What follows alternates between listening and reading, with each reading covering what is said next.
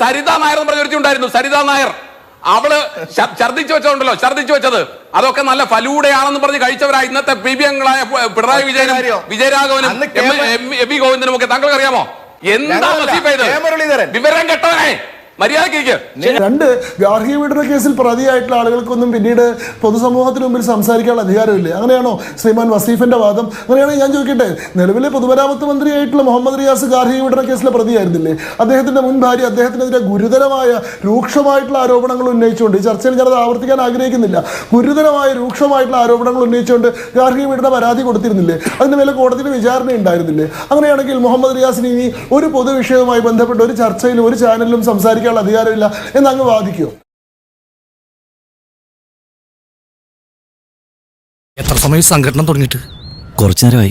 ഞാൻ കുറച്ച് ലേറ്റ് ആയി പോയി. കേരള സർക്കാരുമായി ബന്ധപ്പെട്ട ചില വിഷയങ്ങളിൽ ആരോപണങ്ങൾ ഉന്നയിക്കുന്നു ഈ ഷർഷാദ് എന്ന പഴയ CPM മെമ്പർ ആയിട്ടുള്ള CPM സഹയാത്രികനായിട്ടുള്ള വ്യക്തി. അയാളുടെ മാരിറ്റൽ പ്രോബ്ലംസുമായി ബന്ധപ്പെട്ട പറഞ്ഞ കാര്യങ്ങൾ പാർട്ടിയുടെ മുമ്പിൽ എത്തിയപ്പോ, നാട്ടുകാരുടെ മുമ്പിലൊന്നുമല്ലല്ലോ, കോടതിയുടെ മുമ്പിലല്ലോ, പോലീസ് സ്റ്റേഷനിലല്ലോ, പാർട്ടിയുടെ മുമ്പിൽ എത്തിയപ്പോൾ അത് പാർട്ടി പരിശോധിച്ചിട്ടുണ്ടോ, ഇത് തെറ്റാണ് എന്ന് നിഗമനത്തിൽ എത്തിയിട്ടുണ്ടോ? ഇത്തരം കാര്യങ്ങളാണ് ഞാൻ ചോദിക്കുന്നത് ആദ്യം മുതലേ. മുസ്ലിം ലീഗിന്റെ ജില്ലാ പഞ്ചായത്ത് മെമ്പർ, പാലക്കാട്ടുകാരൻ ജില്ലാ പഞ്ചായത്ത് മെമ്പർ ഡിഗ്രിയുടെ സർട്ടിഫിക്കറ്റ് തന്നെ വ്യാജമായി ഹാജരാക്കി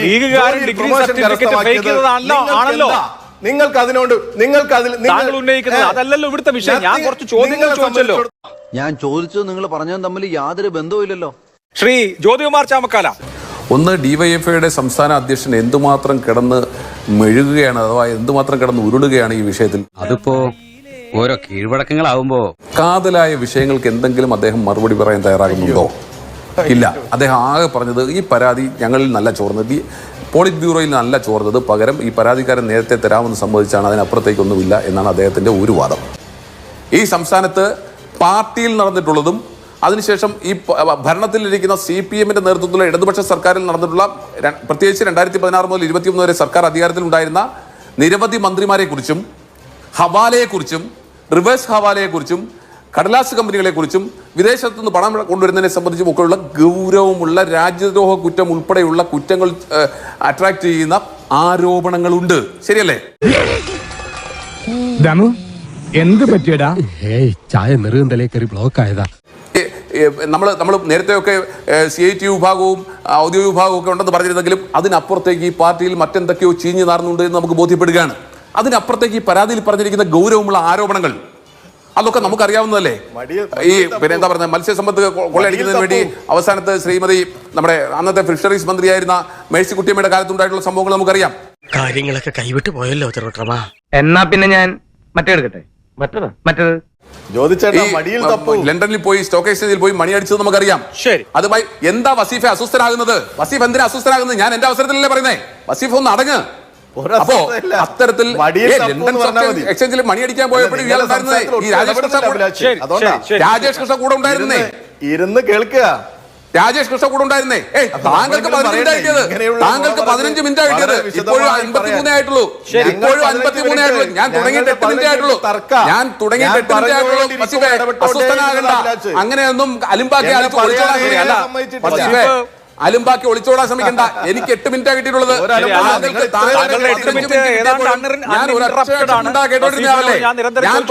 ഞാൻ പറയുമ്പോ എന്തിനാ താങ്കൾ അസ്വസ്ഥനാകുന്നത്? ഞാനൊന്ന് പറഞ്ഞു തരട്ടെ. സംസ്ഥാന പ്രസിഡന്റ് അല്ലേ, ഒരു സംയമനം പാലിക്ക്. അതൊന്നും എനിക്കറിയാൻ മേല.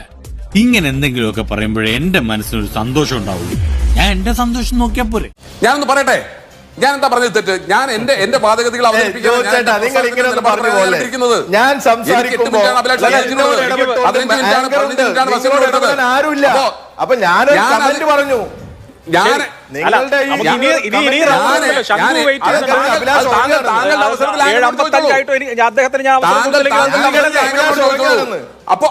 അപ്പോ ഈ വിഷയത്തിൽ വളരെ ഗൗരവമുള്ള രാജ്യദ്രോഹ കുറ്റം ഉൾപ്പെടെ അട്രാക്ട് ചെയ്യുന്ന പരാതി അലുമ്പാക്കി കളയാൻ ശ്രമിക്കല്ലേ. അലുമ്പാക്കി ചർച്ച അലുമ്പാക്കി കളഞ്ഞ് ശ്രദ്ധ തിരിക്കാമെന്നൊന്നും ശ്രമിക്കരുതേ. അതൊക്കെ ഗോപാലകൃഷ്ണൻ ഒരു നമ്പറല്ലേ? ഇത് എന്റെ ഒരു നമ്പറാ. കളിക്കുന്നത് അതിൽ വേണ്ട തെണ്ടി. ശങ്കുട്ടി ദാസ്, ഇവിടെ എന്താണ് നമ്മുടെ മുന്നിലുള്ള വിഷയം? അതായത് രാജ്യത്ത് നിലനിൽക്കുന്ന നിരവധിയായിട്ടുള്ള നിയമങ്ങൾ, PMLA പോലെ, ഫെമ പോലെ, ഫെറ പോലെ വിദേശ ധനവിനിമയവുമായി ബന്ധപ്പെട്ട എല്ലാ നിയമങ്ങളും ലംഘിച്ചുകൊണ്ട് അനധികൃത ധനവിനിമയം നടത്തിയെന്നും അനധികൃത സ്വത്ത് സമ്പാദനം നടത്തിയെന്നും കള്ളപ്പണം കടത്തിയെന്നും കള്ളപ്പണം വെളുപ്പിച്ചു എന്നും ആരോപിക്കപ്പെടുന്ന ഒരു വിവാദ വ്യവസായിയുടെ ബിനാമിയാണ്, അല്ലെങ്കിൽ ഒരു വിവാദ വ്യവസായി കേരളത്തിലെ പ്രമുഖരായിട്ടുള്ള പല CPM നേതാക്കളുടെയും ബിനാമിയാണെന്ന് പറഞ്ഞുകൊണ്ട് ഒരാൾ CPM-ൽ കൊടുത്തിട്ടുള്ള ഒരു പരാതി ഈ പറയുന്ന ആൾ തന്നെ പുറത്തുവിട്ടു. ഈ വിഷയവുമായി ബന്ധപ്പെട്ട ആരോപണ വിധേയരായിട്ടുള്ള ആളുകൾ ആരൊക്കെയാണ്? ഇദ്ദേഹത്തിൽ P. Sreeramakrishnan, Shyam Govindan, MP Rajesh, Thomas Isaac. ഇതിൽ 3 പേര് മന്ത്രിമാർ, ഒരാൾ സ്പീക്കർ. ശ്യാം ഗോവിന്ദൻ എന്ന് പറയുന്നത് നിലവിലെ പാർട്ടി സെക്രട്ടറിയുടെ മകൻ. ഇങ്ങനെ ഒരു ആരോപണം ഉന്നയിക്കപ്പെട്ടിട്ടുള്ള സാഹചര്യത്തിൽ ഇതുമായി ബന്ധപ്പെട്ട കാര്യങ്ങൾ വിശദീകരിക്കേണ്ട, ഇതുമായി ബന്ധപ്പെട്ട ചോദ്യങ്ങളെ അഭിമുഖീകരിക്കേണ്ട, ഇതിലെ പാർട്ടിയുടെ പക്ഷം എന്താണ്, ഈ പറയുന്ന ആളുകളുടെ പക്ഷം എന്താണെന്ന് വിശദീകരിക്കേണ്ട ഒരു ബാധ്യതയെങ്കിലും ഇല്ലേ? ഇത് അസംബന്ധമാണ്. അല്ലെങ്കിൽ ഈ ആരോപണം ഉന്നയിക്കുന്ന ആൾക്ക് ആരോപണം ഉന്നയിക്കാനുള്ള ധാർമ്മികാധികാരമില്ല. അയാൾ ഗാർഹിക പീഡന പരാതിയുമായി ബന്ധപ്പെട്ട ഒരു കേസിൽ പ്രതിയാണ്. നോക്കി എത്ര എളുപ്പത്തിലാണ് അവർ ഷർഷാദ് എന്ന് പറയുന്ന ആളെ അങ്ങനെ ഡിസ്ക്രെഡിറ്റ് ചെയ്ത്. ഇതൊക്കെ എന്ത്? 2, ഗാർഹിക പീഡന കേസിൽ പ്രതിയായിട്ടുള്ള ആളുകൾക്കൊന്നും പിന്നീട് പൊതുസമൂഹത്തിന് മുമ്പിൽ സംസാരിക്കാനുള്ള അധികാരമില്ലേ? അങ്ങനെയാണോ ശ്രീമാൻ വസീഫിന്റെ വാദം? അങ്ങനെയാണെങ്കിൽ ഞാൻ ചോദിക്കട്ടെ, നിലവിലെ പൊതുമരാമത്ത് മന്ത്രിയായിട്ടുള്ള മുഹമ്മദ് റിയാസ് ഗാർഹിക പീഡന കേസിലെ പ്രതിയായിരുന്നില്ലേ? അതെന്തിനാടാ പന്നി ഇപ്പൊ പറഞ്ഞതല്ല, പിന്നീട് വരെ അവസരം കിട്ടിയില്ലെങ്കിൽ അദ്ദേഹത്തിന്റെ മുൻ ഭാര്യ അദ്ദേഹത്തിനെതിരെ ഗുരുതരമായ രൂക്ഷമായിട്ടുള്ള ആരോപണങ്ങൾ ഉന്നയിച്ചുകൊണ്ട്, ഈ ചർച്ചയിൽ ഞാനത് ആവർത്തിക്കാൻ ആഗ്രഹിക്കുന്നില്ല, ഗുരുതരമായ രൂക്ഷമായിട്ടുള്ള ആരോപണങ്ങൾ ഉന്നയിച്ചുകൊണ്ട് ഗാർഹിക പീഡന പരാതി കൊടുത്തിരുന്നില്ലേ? അതിന്റെ മേലെ കോടതിയിൽ വിചാരണ ഉണ്ടായിരുന്നില്ലേ? അങ്ങനെയാണെങ്കിൽ മുഹമ്മദ് റിയാസിന് ഇനി ഒരു പൊതുവിഷയവുമായി ബന്ധപ്പെട്ട് ഒരു ചർച്ചയിലും ഒരു ചാനലിലും സംസാരിക്കാനുള്ള അധികാരമില്ല എന്നങ്ങ് വാദിക്കുമോ? അതായത് പാർട്ടി അനുഭാവി പാർട്ടിയിൽ നടക്കുന്ന പ്രശ്നങ്ങൾക്കെതിരെ കൊടുത്തിട്ടുള്ള പരാതി പാർട്ടി അനുഭാവി തന്നെ പുറത്തു കൊണ്ടുവന്നു. അതുമായി ബന്ധപ്പെട്ട് നിങ്ങൾ മാധ്യമങ്ങൾക്കും പ്രതിപക്ഷങ്ങളും മെക്കെട്ട് ചേർന്നതിന്റെ അർത്ഥം എന്താണെന്ന് എനിക്ക് മനസ്സിലാവുന്നില്ല. 2, ഇനി ഇതിലത്തെ രാഷ്ട്രീയവും കുടുംബവും ഒക്കെ മാറ്റിവെക്കൂ. ഇവിടുത്തെ ഗൗരവമുള്ള ആരോപണം എന്താണ്? ഇവിടുത്തെ സംസ്ഥാനത്തുള്ള CPM-ന്റെ സമുന്നതരായിട്ടുള്ള പല നേതാക്കന്മാരും അവരുടെ സ്വത്ത്, അവർക്ക് കേരളത്തിൽ സമ്പാദിക്കുന്ന സ്വത്ത് UK-യിൽ ഇൻവെസ്റ്റ് ചെയ്യാനും അതേപോലെ തന്നെ UK-യിൽ നിന്ന് പണം ഇങ്ങോട്ട് ലോണ്ടർ ചെയ്യാനും ഈ രാജേഷ് കൃഷ്ണ എന്ന് പറയുന്ന ഒരാളെ മാധ്യമമായിട്ട് ഉപയോഗിക്കുന്നു.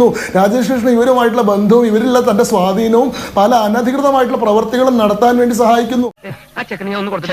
വേണ്ട സർ, വിവരമുള്ളവർ എന്തെങ്കിലും പറഞ്ഞെന്ന് വെച്ച് വിവരമില്ലാത്ത സാർ എന്തിനാ മറുപടി പറയാൻ പോകുന്നത്?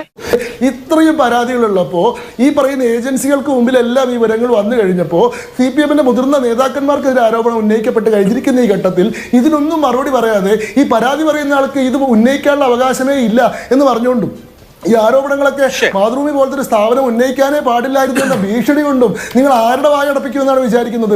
എന്റെ വായിക്കാത്ത കയറി വിടുവിച്ചാലേ ശരിയാവും. അതിനിടയിൽ അഭിലാഷ് ഉറങ്ങിയെന്ന് എനിക്ക് തോന്നുന്നു. ഒരു ഇടപെടലും ഇല്ല. ഞാൻ പറയുമ്പോൾ മാത്രം കൊത്തി വരുന്ന ഇവിടെ നോക്കൂ, നിങ്ങൾ പാർട്ടിക്കെതിരെയാണ്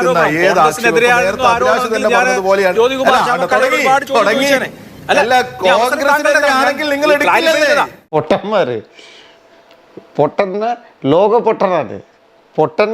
പൊട്ടൻ. ഇപ്പൊ ജ്യോതികുമാർ ചാമക്കാലയോട് തന്നെ പറയാം, രാജ്യത്ത് ഈ വോട്ട് മോഷണത്തെ കുറിച്ച് വലിയ ചർച്ചയും അതുമായി ബന്ധപ്പെട്ട് ഇന്ന് ഇന്ത്യ ബ്ലോക്കിന്റെ പത്രസമ്മേളനം ഒക്കെ നടക്കുന്ന സമയ, അപ്പോഴാണ് ഇങ്ങനെ ഒരു ചർച്ചയായിട്ട് വരുന്നത്.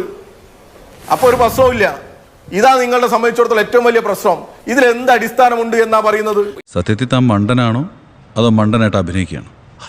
അയ്യോ സർ, ഞാൻ അഭിനയിക്കുന്നതല്ല സർ, തീർച്ചയായിട്ടും അല്ല. ഈ കൊടുത്ത പരാതി അമേദ്യമാണ്, വിസർജ്യമാണെന്നൊക്കെ കരുതിക്കൊണ്ട് പിന്നെ വലിച്ചെറിയുന്നതിന് പകരത്തേക്ക് അത് ബിരിയാണിയാണെന്ന് ആണെന്ന് കരുതി കഴിച്ചോ അതോ മറ്റെന്തെങ്കിലും ചെയ്തോ എന്നൊക്കെ വസീഫ് ദയവ് ചെയ്ത് എനിക്ക് ഫോൺ കട്ടായിട്ടുണ്ട്. പക്ഷെ വസീഫ് ഇതിനകത്ത് ഇടപെടരുത്.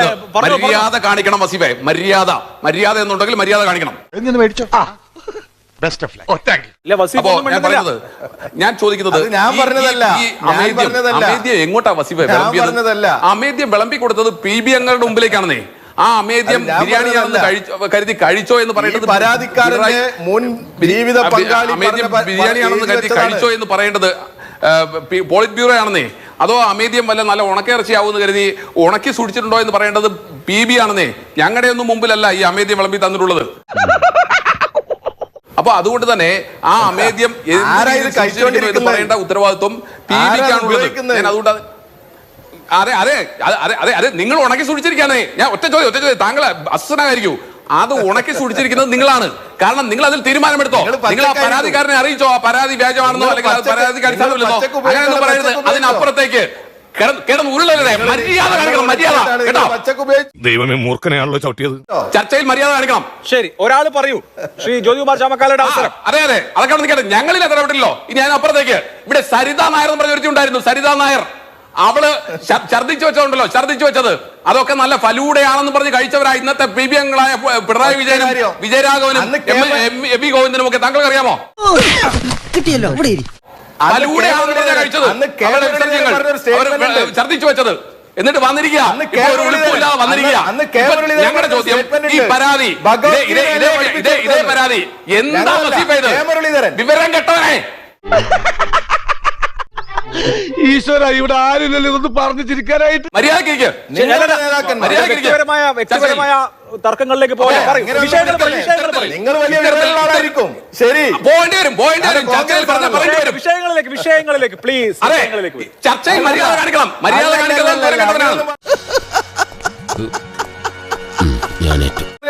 അല്ല, അപ്പോ അത്തരത്തിൽ സരിതാ നായർ വിസർജനം അതെല്ലാം ഫലൂടയാണെന്ന് കരുതി കഴിച്ച നേതാക്കന്മാരാണ് പറഞ്ഞിരിക്കുന്നത്. രാജ്യദ്രോഹ ഉൾപ്പെടെ അല്ലെങ്കിൽ മന്ത്രിമാർക്ക് ഹവാല, റിവേഴ്സ് ഹവാല ഉൾപ്പെടെ ഈ സംസ്ഥാനത്തേക്ക് നടക്കുമ്പോ അതിനെ കുറിച്ച് ചോദിക്കുമ്പോ അതിന് മറുപടി ഇല്ലാതെ ഇങ്ങനെ ഗഗ്ഗൊക്കെ പറഞ്ഞ് നടന്നാൽ പോരാ, മറുപടി പറയണം. ശരി, ഓക്കെ.